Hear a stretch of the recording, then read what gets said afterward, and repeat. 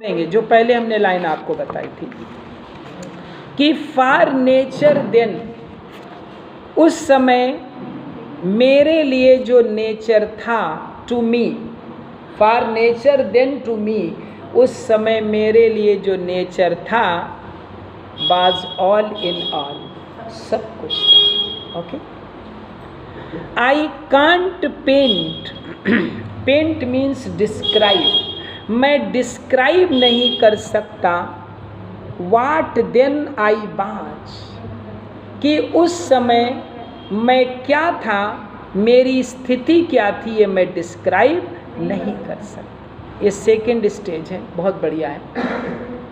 The sounding cataract, sounding माने शोर करते हुए, कैटरेक्ट कहते हैं झरने, शोर करते हुए जो झरने थे, हांटेड मी, वो मुझे सताते थे, लाइक ए पैशन, एक तीव्र मनोभाव के समान, एक जोश के समान मुझे सताते थे। यानी उन्हें देखकर मेरे अंदर एक अजीब सा जोश आ जाता था। कहाँ से बेटा?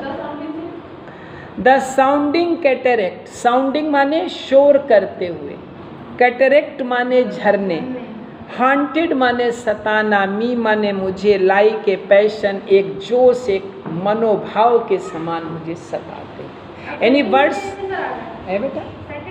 हाँ, second words were says that at that time he felt the overpowering nature capacity of all the things of nature, एक अजीब सी पावर, अजीब सी ताकत उन्हें महसूस हुई। देखो, whenever we go close to nature we become very much happy, though we fail to recognise why we are happy. हम समझ नहीं पाते हैं कि हम प्रसन्न क्यों होते हैं, लेकिन प्रकृति को देख के हम खुश हो जाते हैं। कितना भी मन उदास हो, परेशान हो, सुंदर सुंदर झरने, सुंदर सुंदर फूल देख के हम प्रसन्न हो जाते हैं। क्यों? क्योंकि अच्छी कंपनी में तो अच्छे होंगे ही। ब्यूटीफुल कंपनी है नेचर की, उसमें तो सुंदर हो ही जाएंगे, प्रसन्न हो ही जाएंगे, है ना? तो द साउंडिंग कैटरेक्ट, शोर करते हुए जो झरने थे, haunted me like a passion, वो जोश एक पैशन के समान मुझे सताते थे। द टॉल रॉक, ऊंची ऊंची चट्टानें, द माउंटेन पर्वत, and the deep and gloomy boots, गहरे घने जंगल, देयर कलर्स, उनके रंग, एंड देयर फॉर्म्स, उनके रूप रंग, were then to me an appetite, ये सभी चीज़ें मेरे अंदर एक भूख को पैदा कर देती थी। किस बात की भूख? प्रकृति को ज़्यादा से ज़्यादा देखने की एक भूख पैदा कर देती। A feeling and A love, मेरे अंदर एक ऐसी भावना, एक ऐसा प्रेम पैदा कर देती थी, that had no need of a remoter charm, जिसे किसी दूर आकर्षण की जरूरत नहीं होती थी। बाई थॉट सप्लाइड, वो आकर्षण जो विचारों के द्वारा हमें दिया जाता, मतलब imagination. There was no need of any imagination, कोई इमेजिनेशन की जरूरत नहीं थी। जो भी चीज़ें वो देखते थे वो आनंद देते, क्योंकि we know very well that imagination always gives us pleasure. That's why we people always want to live in imagination. Imaginary things always give us pleasure. When we watch a movie that is totally imaginary, we become happy because we are drawn into the world of imagination. तो imagination की कोई जरूरत नहीं। और any interest unborrowed from the eye, प्रकृति में ऐसी कोई भी चीज़ नहीं है जो मेरी आँखों के लिए अनबारोड रही हो, अर्थात जो मैंने देखी ना। क्लियर हो रहा बेटा?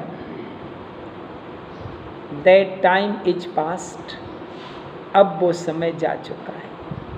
And all its aching joys, एक मतलब दर्द, जॉय माने खुशी। देखिए ज़्यादा खुशी भी दर्द देती है, ज़्यादा हंसने से भी पेट में दर्द होने लगता है।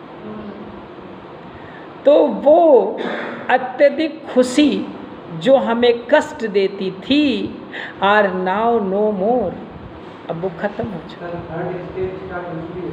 नहीं, अभी थर्ड आगे स्टार्ट होगी, थोड़ा सा आगे बढ़ के, ठीक है। वो खुशी जा चुकी है। And all its dizzy raptures, dizzy नशा कर देने वाले, चक्कर आने वाले, इंटॉक्सिकेटिंग इन्फ्लुएंस। रैप्चर्स माने खुशी, खुशी का भी तो नशा हो जाता, तो वो खुशी का नशा भी अब खत्म हो चुका है। नॉट फॉर दिस फेंट आई, फेंट माने उदास, दुखी। लेकिन मैं इसके लिए दुखी नहीं हूँ, उदास नहीं हूँ। नार मॉर्न, ना ही मैं रोता बिलाप करता हूँ, लेमेंट करता हूँ। नार मरमर, ना ही मैं कोई शिकायत करता हूँ। क्यों? क्योंकि अदर गिफ्ट्स हैव फॉलोड, इसके पीछे पीछे अन्य उपहार भी तो आए हैं मेरे पास।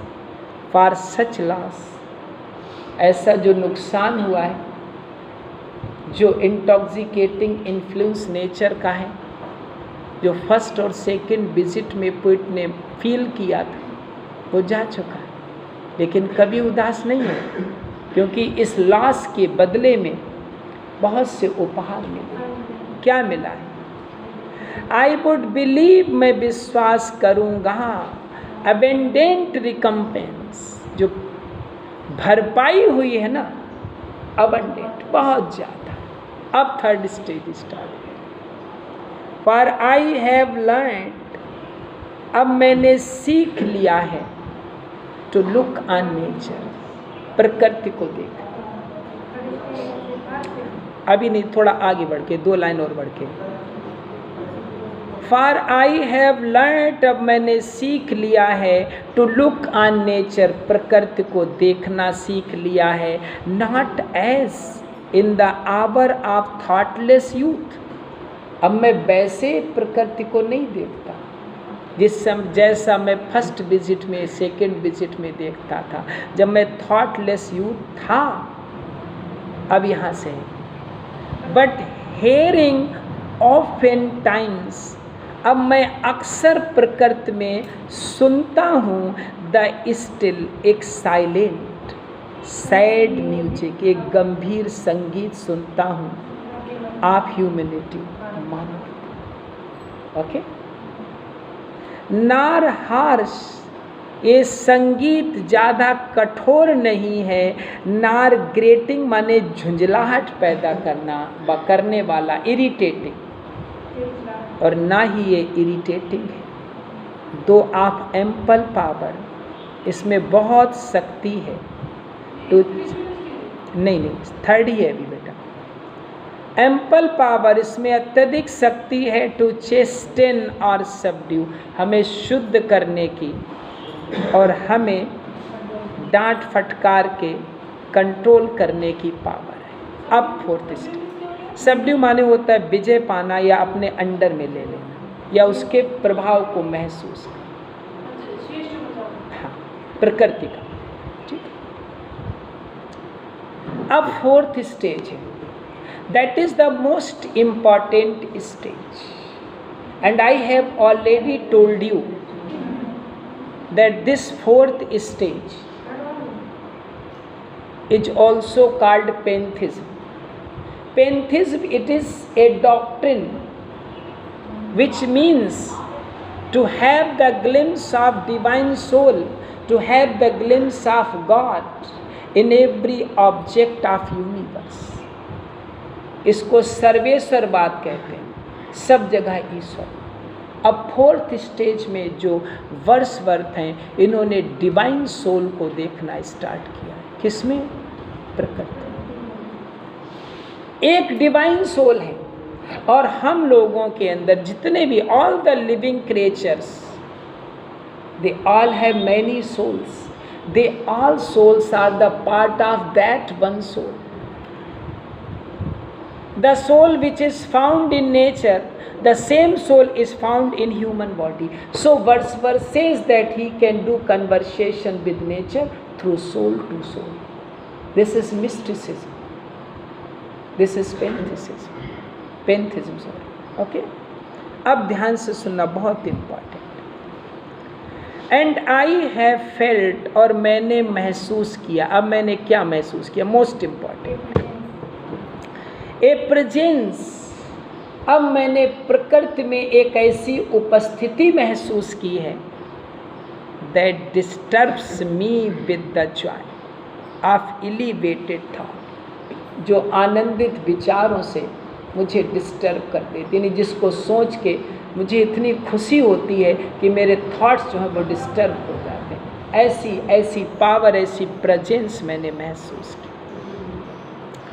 ए सेंस सबलाइम, सेंस एक भावना मैंने महसूस की है नेचर में, जो सबलाइम है, श्रेष्ठ है।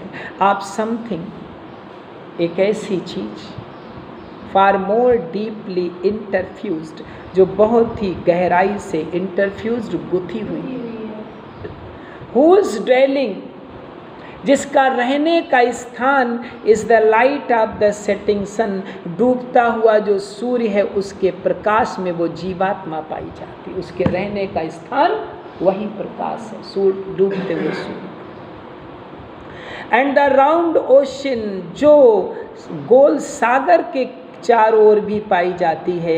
एंड द लिविंग एयर, इस जीवांत सजीव हवा में भी पाई जाती है। एंड द ब्लू स्काई, इस नीले आकाश में भी पाई जाती है। And in the mind of man, और वही जीवात्मा मनुष्य के मस्तिष्क में भी पाई जाती है। क्या है? What is that thing? A motion, वो एक मोशन है। मोशन मीन्स मूविंग पावर, एक मूव करने वाली पावर है। एंड ए स्पिरिट, एक जीवात्मा है, एक आत्मा है।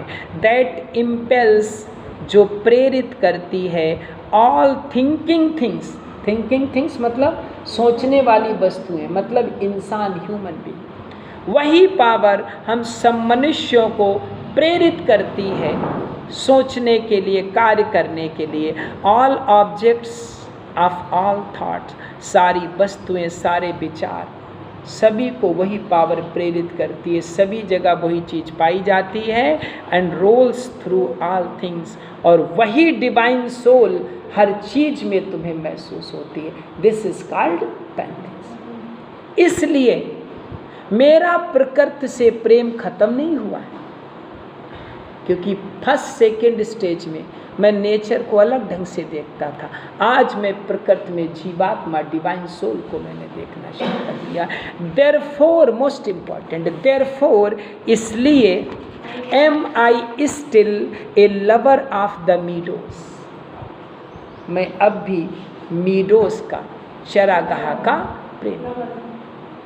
एंड द बूट्स, मैं जंगलों का प्रेमी हूँ। एंड माउंटेन्स, अच्छा भेजना, चलिए भेजते हैं।